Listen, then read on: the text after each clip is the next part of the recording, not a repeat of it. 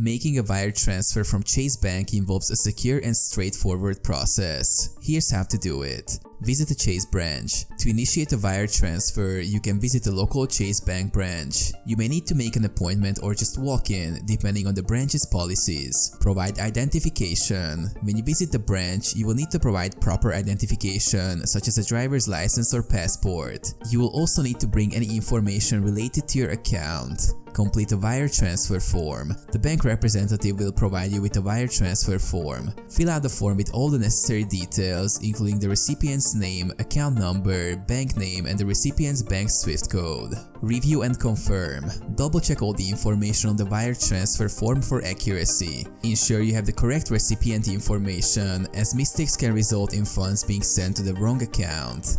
Pay fees. Chase Bank typically charges a fee for outgoing wire transfers. The bank representative will inform you of the exact amount and you will need to pay this fee. Sign and submit.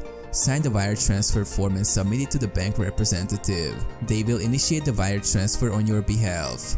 Receive confirmation. After the transfer is complete, you will receive a confirmation notice. Keep this document for your records.